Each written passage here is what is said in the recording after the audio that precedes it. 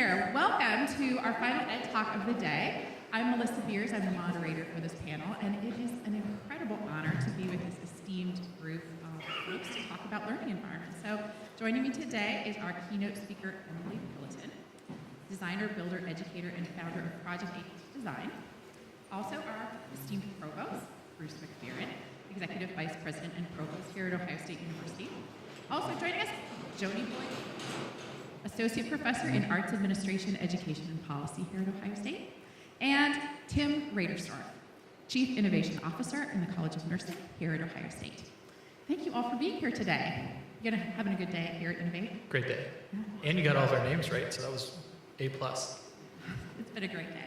So we invite you to join our conversation too. So as we're talking, we have a few questions to cover, but as we're talking, please feel free to tweet your questions using the hashtag InnovateLE, and those will be shared with us and we'll work them into the conversation. So we're looking forward to hearing from you as well. So let's get started with our first question. What do you think classrooms in higher education will look like 5 years from now? I can start. Awesome. So I come from a healthcare background. I'm a nurse by trade. And being the Chief Innovation Officer in nursing, people ask, one, what do you do? And wow, that's a really cool job. And then three, that must be really challenging when they figure out what it is. And I tell them actually in healthcare, it's a little bit easier to be an innovation lead because we lag so far behind that we can look to what industry has done in the last 10 years and know that that's what healthcare is going to be doing in the future. And with respect to the amazing individuals in this audience, I think higher education is a little bit similar to that, and that we are lagging behind. The last student who's up here was, I forget what year she was, but she had a 17-year-old brother and was saying that he's so much more technologically advanced than she is already because his high school is in elementary school, we're moving at a much more rapid pace than what we're moving at higher education. So I think if we want to figure out what higher education is going to look like today, we need to look down the chain to high schools and elementary, middle schools to see what they're doing to get their students engaged and then rapidly adopt that into higher education. I'll add. So I graduated in 2011 with my PhD from here. I left and taught and came back to teach here, and I'm now teaching in the same room that I was taught in, and it looks exactly the same.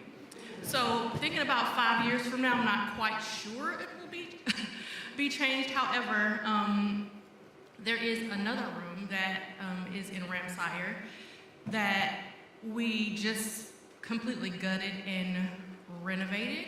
And speaking about what you said about thinking about how the schools look right now, we have a past teacher. I'm in art education, so we do teacher ed training in art. And one of our art teachers, he just redid his whole classroom based on accessibility.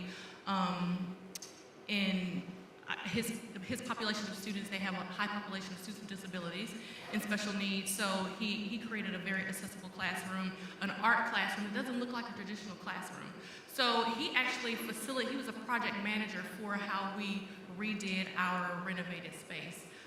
But that was almost 10 years ago. So thinking about 5 years, I think we are a little bit behind, but I also think we have these pockets on campus that have really amazing technology and amazing things that we're adopting from, whatever is new coming out. But then it becomes this kind of fighting between the, faculty to get those resources because they're in these specific spots with where the money and the resources are. So I think the learning environment rests up on this larger issue of equity in addition to just like having access to the technology in general.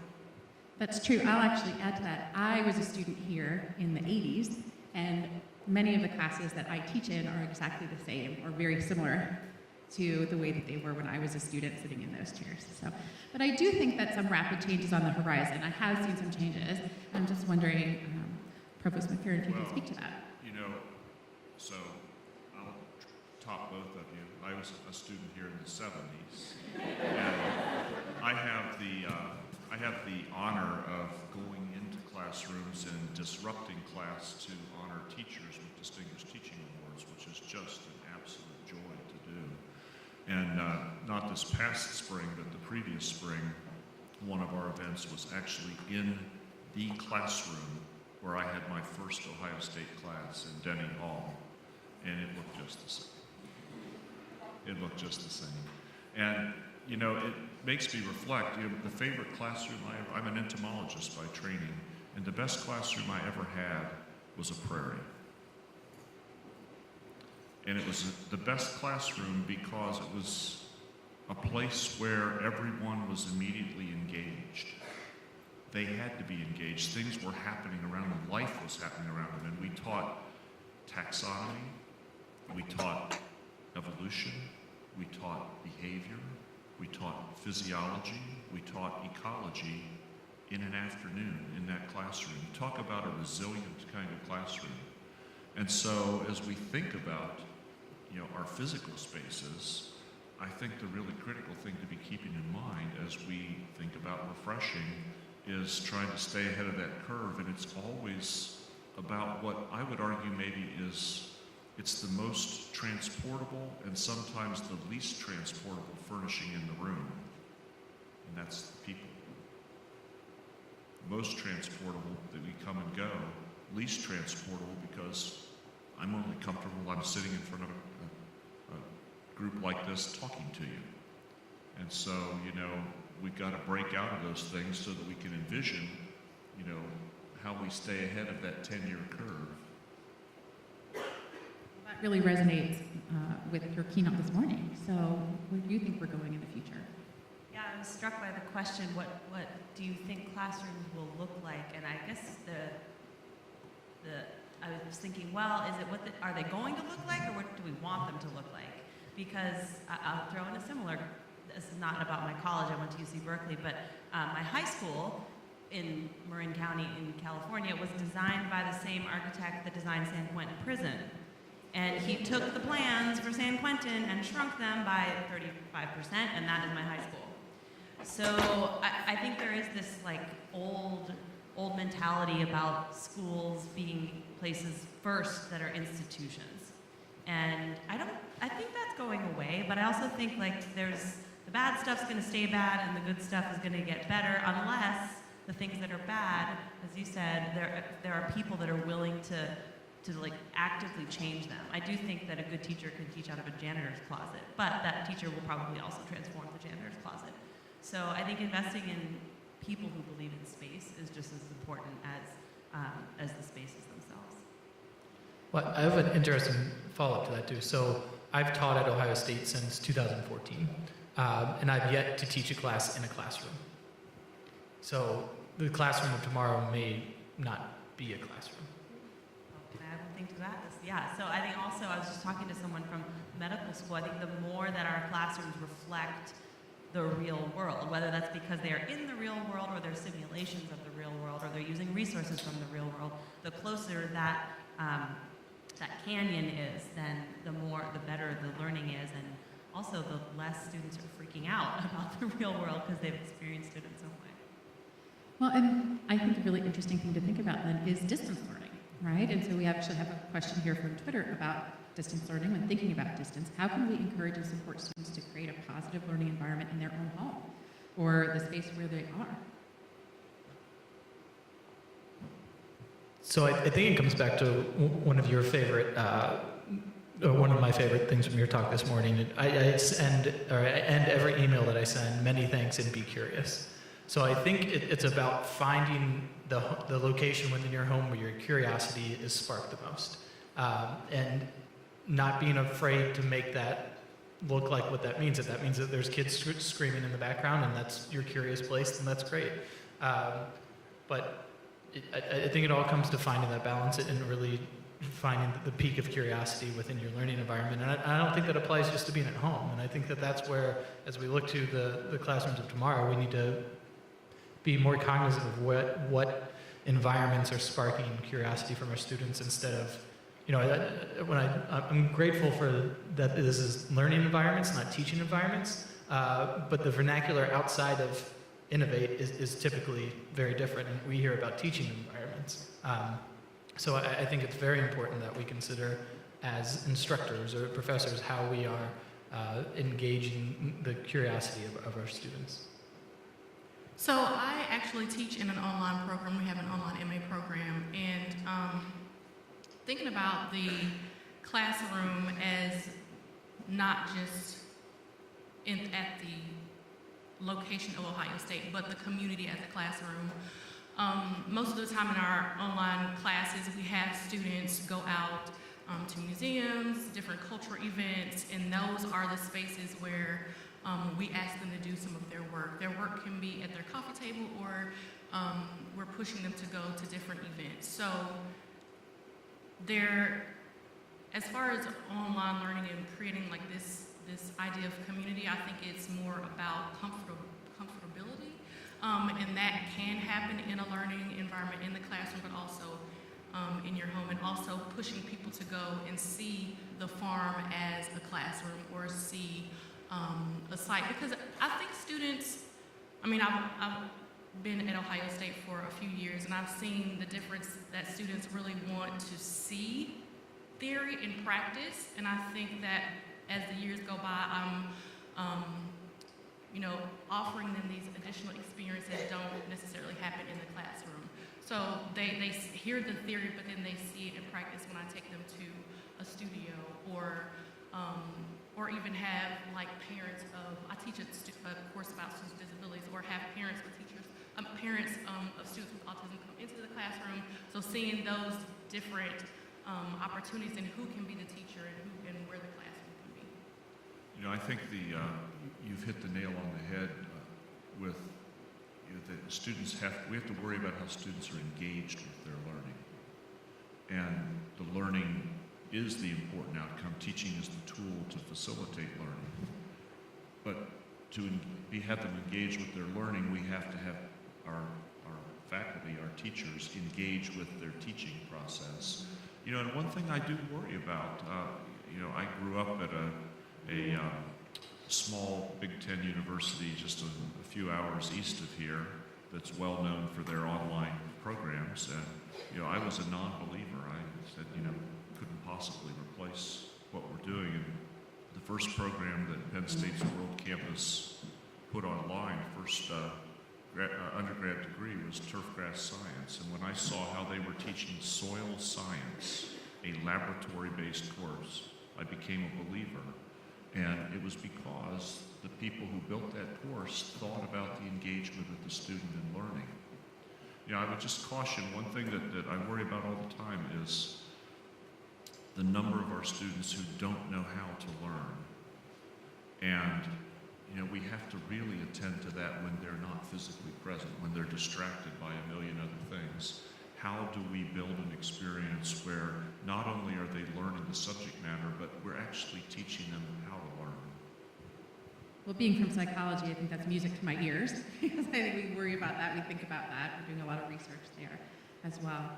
And that's going to be even more important now with our digital flagship initiative and helping students harness the powers of their devices, for the benefit and not really to their detriment cognitively. So I think that's really important. Anything to add? I have to admit, I don't know much about distance learning.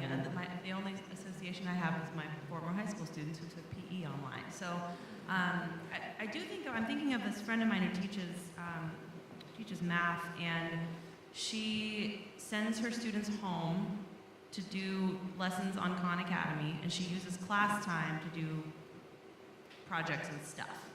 And I think that's such an interesting, this is the flipped classroom. Like, you use your classroom time to apply the thing that you've learned at home, not the other way around. You don't go home to do extra homework stuff. That's what you do in class.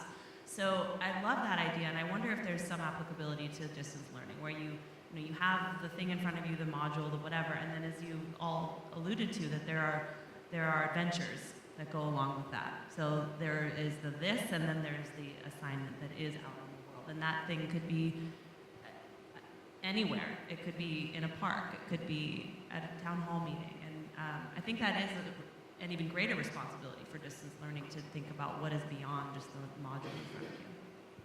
Absolutely. So I think also as an educator myself, I often think, we hope our students are using this information after they leave us. Isn't that our goal, right? We want to have them using it after they leave us. So what are we waiting for? Why are we waiting for them to use it after they leave us? Maybe we should be thinking about that now. Which leads me to my second question. So what can we do now? What kinds of small steps can instructors take now to create classrooms that are designed for the future? What can we do in our classrooms now to set us up for success down the road? I think we can start by rethinking how classrooms are set up in general. Like, we're still in the compulsory school kind of format where students are in lines and desks, and the teacher is at the front of the classroom, and that is from like 1800s. So how is your classroom set up to give students permission to act and behave differently than how we've been conditioned to act and behave in a classroom? Is that in a circle? Does the teacher have to be standing up all the time? Like, when I'm sitting down and I'm lecturing, I guess I don't really lecture a lot just because I'm not entertained by it myself. So, thinking about whether or not we're sitting down, we're in a circle, we're in the middle. Even at Ohio State, just the way that the classroom is set up, even if we are in a circle, the technology is at the front of the classroom. So when do we, start to bring down projectors in the middle of the classroom where we could be in a circle and we can see, through the screen or whatnot? Just thinking about how we're giving students permission to move around and change and actually be active in our learning, not just, sitting still and listening to the teacher in the front of the classroom. We need bravery. We need people who are willing to be disruptive and experiment with things and then report back. Because, we don't have a catalog of the right way to organize a space. We need to understand what the new types of learning and the teaching that goes with that learning really demand us to do. And so, it goes back to something, Jody, you said in the first round of responses, that, it's just been 10 years since that space was refurbished, and yet it's not exactly serving the needs now. And so, this is a very dynamic process, and, I'll tell you that there's a huge tension. I'm preaching to the converted here in the audience because they know how slow things can move, but there's a huge tension to keep up with demand, and we have to buck the idea that it's so much simpler and in any way cost effective just to replace like with like. I'm a huge fan of the element of surprise. So I like to mess with space and see if people notice. And I think that creates a really interesting culture of so here's an example. At Girls Garage, we put up these 2x4 rails on the wall, and we made little wood tiles with letters, and every couple days I changed the message on the wall. Right now it says practice bravery, actually. But over the holidays it said, may your days be buildy and bright, whatever. And so that's just one, it's a really small thing, but girls know that when they come in, there's gonna be something different and they should look for it. And that's such a small thing, and that could be anything. It could be we also have a stuffed elephant that I hide in random places. Just because I think it forces students to walk into a space with consciousness, and then therefore approach their learning with consciousness. And so it seems silly, but it does become a way of engaging in a space and being present, both as educators and as students. Sometimes we do those things together. I think it's also important that students understand that space is malleable, that it's not a fixed thing, whether I'm moving the elephant or they're saying what they want on the wall, that anything is subject to change.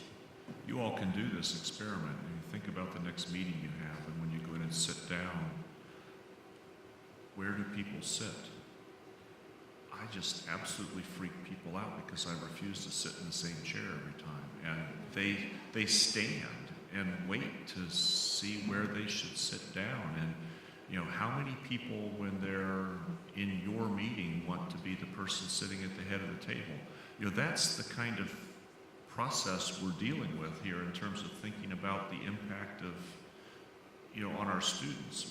Just the routine things, the coming to expect things. We need to surprise them. We need to change the message. I can give an example for all of you who are Ohio State students, faculty, or staff that you can do tomorrow. So I'm the founder. Saturday, Tim. Well, some of us work weekends. Just kidding. I don't expect everybody to be here too.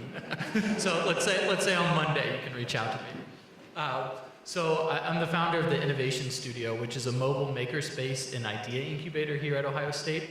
And what we do, it's a 16 by 18 cubicle that, think of it like a shop class, but a little bit higher tech, where we have hand tools and power tools, but we also have 3D printers and laser cutters. But we're integrating, what we do with the Innovation Studio is we move to a high traffic location across campus every half semester. So 4 times during the academic year, we're at a new location where we hopefully are fostering interprofessional collaboration and interprofessional innovation across campus. But a wonderful example is this fall we went to the design school, the Department of Design in Hayes Hall, and we had 3 separate professors integrate our Innovation Studio challenges into their curriculum. So they did project-based learning, where they gave their students a challenge to create a product, service, or solution that improved the health and well-being of the world, and they changed their course outline for the semester to integrate these in real time, because they saw the value of the project-based learning and getting their students outside of, yes, their studio, because they're fortunate to have studio and project-based learning a lot in the design curriculum, but into our studio, working with Josh, our shop manager, and other people from across the university to get new perspectives about their projects. So if you're interested in learning more about that, our website's just go.osu.edu/innovation studio, and I'm happy to talk about how we can help you integrate that process into your curriculum. It's amazing. So other examples of really innovative spaces that you've seen, or great examples of active learning spaces that you've encountered? I have an example of a student. Once in one of my grad school classes, so I give the students the assignment to lead the lesson, right? So I don't tell them they have to, the room has to stay the same. But she put everyone in a circle, and 2 people were in the middle of the circle having a conversation about a reading that they had, something really, really important. So the students on the outside, though, used the app Today's Meet. I don't know if you've ever heard that before, but it's like a real-time, kind of like Twitter. You can just like do your comments while the people are in the middle having a discussion. So the 2 people are in the middle having a discussion, and people on the outside are, typing like comments to what they're saying. They're silent on the outside, but they're like typing in these these comments and questions, and then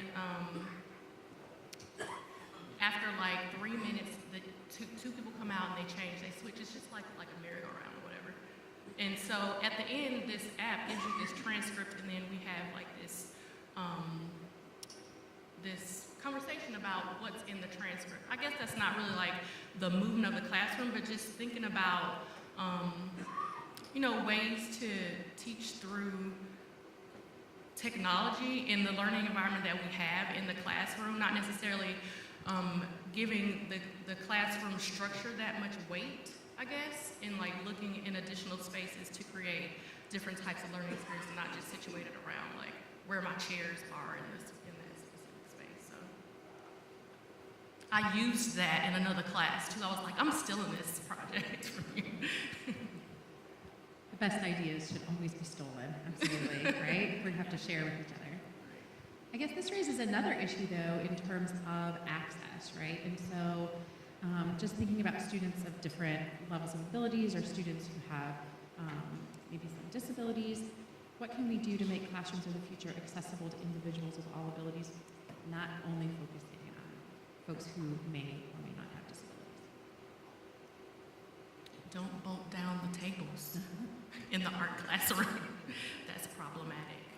Because, you have to think about people getting through spaces, and that's how our classroom on campus, our tables were bolted down, so it perspective was one of the first things we kind of said, that's not really that smart if we want an accessible classroom. This is interesting, so I have a comment on that. So I think that there are so many, like Steelcase and there's a lot of companies that are designing all these like hyper-flexible classrooms, right? This is like a thing. And on one hand, I think that's really good, and I also acknowledge I presented a project that was all about like flexible library, whatever, it can be whatever it wants.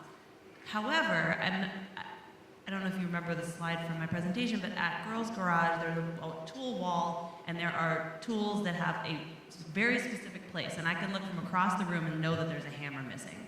And so I think this conversation about like what should be fixed and what should be flexible is related to access, because I do think that certain problems should be solved for students. Like, I do not want you to have to worry about where the hammer is. The hammer will always be there. But yes, there are certain things that, in order for any student to feel like they have a place or an opportunity or that they're invited, it does have to accommodate them. We actually have two sets of tables. One is a mobile set for more like tabletop-based creative maker work. And our wood shop tables, our like bench tops, are bolted down. And that was like a long conversation with my staff and board about what to do with those. And I think that was the right decision in both cases. So when it comes to access, I think the more flexibility, the better. But then also we have to consider like what are the problems that students should not have to worry about, and how can we solve them for them so they can focus on the right things. And then the contrarian viewpoint of that is that I may not be the qualified person to make that decision. So to find the user-centered, or take the user-centered design approach to this, and to facilitate that decision-making, but actually have no impact on what decision is being made, I think is perhaps one of the more contrarian viewpoints on how we can engage with these with people with different levels of ability. So I don't think I'm the right person to make that choice, but I think taking a more adaptive approach to figuring out what their needs are and being able to address those in a more meaningful way is the way to go. Another way of thinking about access too, and this is something we face at Ohio State all the time, and it's not a new problem, certainly this is not an epiphany, but we serve students who have very different backgrounds. They've actually achieved and had, frankly, the opportunity to achieve to very, very different levels when they arrive here at Ohio State, and the same would be true of our peer institutions. And so I don't have an answer to this question. It's almost a question to what should we be doing? How does the learning environment we create actually close the gap in achievement between the people who come almost knowing enough to teach the class and their classmates who really are lagging for whatever reason in their understanding of the subject matter? Yeah, I think one of the solutions to that is to provide more activities and learning that is nonlinear and that's more creativity-based, which is really a great equalizer. If you have students that are reading at I'm talking about high school students now, like 5th grade level or like graduate level or whatever, the creative challenge, there's an entry point for everyone. So I think having instruction that reflects that also, so that there's always a starting point, no matter what your background or skill level or whatever is. If it's a creative endeavor, there's the expectation that there will be a diversity of ideas. And I think a lot of us as educators got into the role because we saw how much we learned ourselves from teaching. So in those situations, I think there's a lot of value to giving up the control over the classroom and allowing those individuals who are succeeding to help so teach their students. Tim, terrifying. That scares me to death. I'm the one that knows the subject matter. Have you thought that? Search your soul. We've all thought that at some point. Giving up that control, which may want to be one of the greatest gifts we can give to learning, is arguably the hardest thing for an expert to do. But those things aren't mutually exclusive, right? You can give up control and still be an expert, and just not like we just don't force think yourself that. on. Yeah, if you give up control and let students do what they want, you can still bring your expertise to help move them in certain directions and answer questions. It's just a different type of. It's less like aggressive, non-aggressive expertise. That's true, but expertise also comes with blind spots, right? And so I'm just really struck by that. The more expert you are in something, then you can't unsee what you know. You can't unknow it. So I was really struck by your comment earlier, Tim, about how it's hard for you to know how to make some decisions in your class, right? How can you know some things? I'm also hearing you all talking today about asking students and listening to students. I also think we are part of a community, right? So what are some of the resources in a higher education community that we can leverage to deal with some of these issues? Well, one of the things that we're committed to, and this is following up from the university's strategic plan, is to actually develop really compelling curricula for our faculty and eventually our graduate students and others engaged in teaching, our teachers, expert or novice, to actually know where to go to find some of these resources. And I think it's just really critically important, whether it turns out to be a refresher course or whether it turns out to be a first-time introduction into how to solve a problem that seemed intractable in the learning process for your students. I think we have an obligation to teach ourselves just as we teach our students. And I also think something that we need to consider is that teaching is a skill set that not everyone has, whether you're an expert in a area or not. And that's an okay thing, and we need to be more comfortable, particularly as the academia advances, in that we can combine content expertise and teaching expertise together, and not necessarily, rely on them to be mutually exclusive. So take the content expertise, teach the teacher, the teaching expert, that content, and then allow them to deliver that in a way that's more meaningful for the student than what they would have from the content expert. Can we do that? Why not? No. I'm not sure if this is a thing at OSU, but at UC Berkeley, where I currently teach, there's a type of class. It's called a Decal class. I don't actually know what that stands for, one of many acronyms. But it's a student-proposed, student-taught class. And you have to, there are many requirements. You can't just be like, I want to teach, I don't know, wine tasting, although that is a class at UC Davis. Anyway, so you have to have a certain number of students. You have to have, they have to be from multiple departments and or colleges. You have to have a faculty sponsor.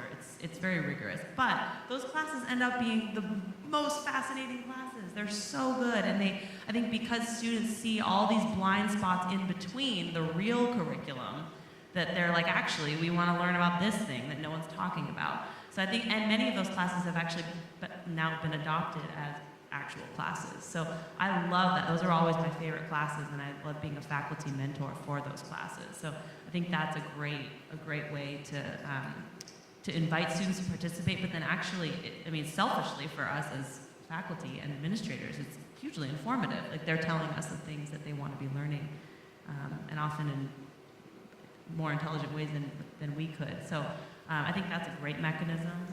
And then also just something that was mentioned before about having these like pockets of resources and money. At UC Berkeley, we have the Jacobs Innovation Center, which is like this multi-billion-dollar, like NASA-type engineering lab thing. And it's amazing. And yet it's over there. And it's like, it feels like this thing on the hill. So I always wonder, like, if they had just taken that amount of money and divided it by however many buildings there are on campus. I think the proliferation of great spaces and great resources, it's so much better for a university to have more in quantity when it comes to resources like that and spaces like that. I think those spaces should be everywhere. I think it's important for us to recognize that the students who will go out to be teachers, they'll be modeling their classrooms from the classrooms they've seen, like through observations and whatnot. So it's important for us as teacher educators to also, when we place our students, to think about the classrooms we're sending our students to. So one of the things that we do in our department, I take students to Franklin County Board of Developmental Disabilities, and this speaks more to the access question. And the classrooms are phenomenal. They're dimly lit, some of them. They have sensory spaces. They have places with like pillows to the side. Then they have tables on this side.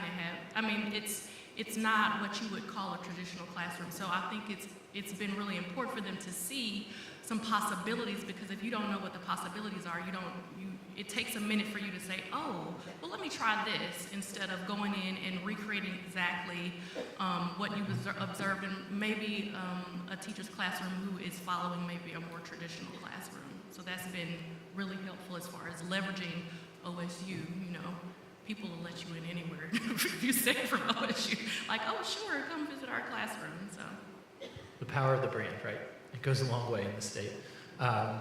So I wanted to follow up on one thing that you mentioned about that diversification of funding or spreading the wealth out throughout the university.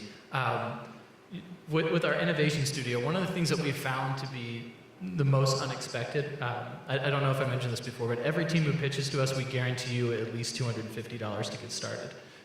For your first pitch, it's anywhere from $250 to $1,500. So we've heard 65 pitches in the last year. We funded all 65 of those teams, and many of them have come back to their third, or for their second, third, and even one team's come back for the fourth round already this year.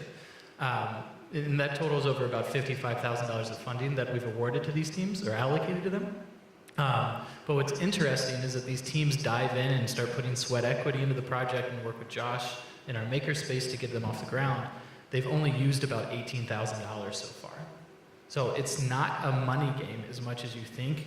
And for us, our theory behind this is that there are three things that are needed. The first is the permission to innovate, that the acknowledgement that this is something that we do at Ohio State, and it's an expectation that you continue to advance the knowledge base of our world by engaging in innovation.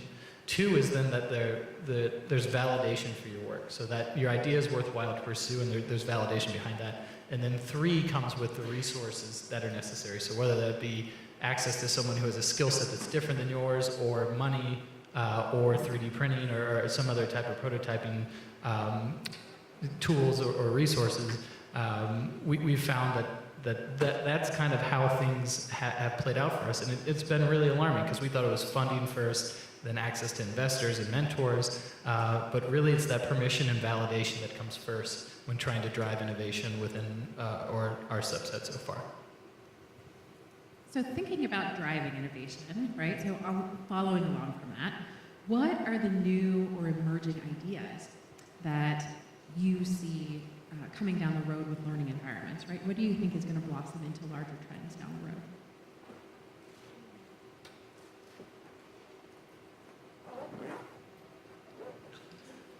I'm very biased with mine. I think our makerspace, we're certainly not on the cutting edge of this. Makerspaces are shop classes from way back in the day. It's just been an evolution of the technology and the skills that are being taught within them. But one of the trends that we're actually seeing through the maker movement is we're moving forward rapidly with all the things that people are either excited about or very scared of. Virtual reality, augmented reality, artificial intelligence, and then 3D printing and other types of new prototyping. But we're also seeing this subset of individuals who are moving backwards in terms of technological advancement, and are going back to hand tools and woodworking and other types of skills that have been around for years. And regardless of what direction you're going there, I think what the most important aspect of the makerspace is, and what it's teaching, is that it's the concept of making for the sake of making and not worrying about what that final product is. So the beauty is in the journey. When I came to Ohio State to tour as a high school student, one of the great tour guides who was walking backwards flawlessly through the Oval was telling the story of the redesign of the pass in the Oval.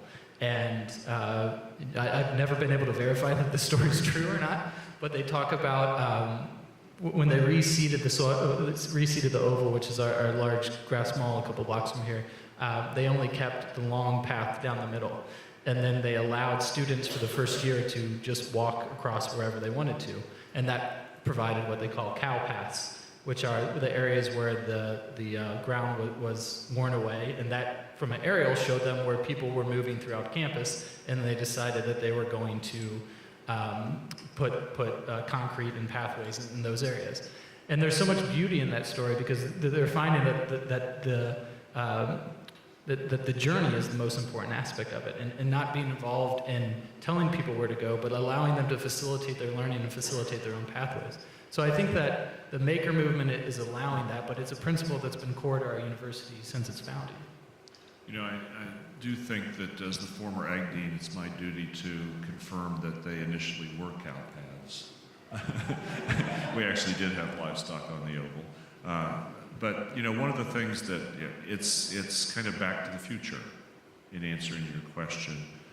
It seems to be a celebration across all disciplines now of students spending part of their time not even on the campus, but in businesses, in NGOs, in government offices. So the whole notion of community engaged learning, internships, you know, even going as far as apprenticeships, that's a really robust emerging concept again, and I think it reflects a reality, and that is that you retain what you learn best when you put it to work.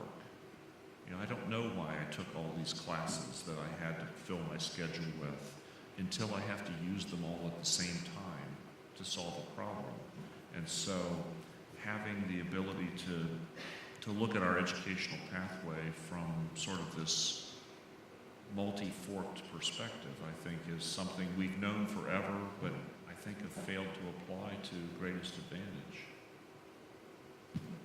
What do you think makes academia so sinusoidal when we're going from extreme to extreme instead of leveling out? So, you know, we're going back to our roots in the way that you just said, but we were at those roots and then we moved away from them and now we're venturing back. Where are gaps where we can learn from the past and embrace the future at the same time? Do you see that there's anything specifically hindering us in that point, or? Well, you know, I'm an entomologist, not a study of educational policy, so it's really, you know, I'm out of my depth, but then I've been out of my depth for the last 40 minutes. So I sit surrounded by people who are doers, and I'm, you know, whatever I am. I would say that, you know, this doesn't answer your question directly, but what I thought as you were asking the question is we're limited by our imagination. You know, we actually, I think maybe Jody, you said this, that, you know, our graduates, you know, 12,000 of them last summer, you know, they're going to go out and replicate what we did to them. And so, you know, we're all trapped in our histories, and it goes back to the bravery concept. We have to actually be disruptive. We have to figure out a way to change the trajectory. All right, so we're in the final few minutes of our time together. So I have one final question for each of you. What do you see as the future of education in 3 words or less? I know. Okay. So I need That's 3 words. I need a soliloquy to explain this. I told you I'm an entomologist, right? I became an entomologist at the age of 11 because of Ohio 4-H. I learned entomology from somebody, a club advisor who knew nothing about bugs. But the motto of 4-H, now a century plus old, I think is the motto for the future: learn by doing. I was going to say project-based learning, so the synonym there. I think community is key. Ooh, that's good. I'm going to go with we built this. Excellent. All right. Well, and with that, I think that ends our time. So we have a round of applause for our excellent panelists.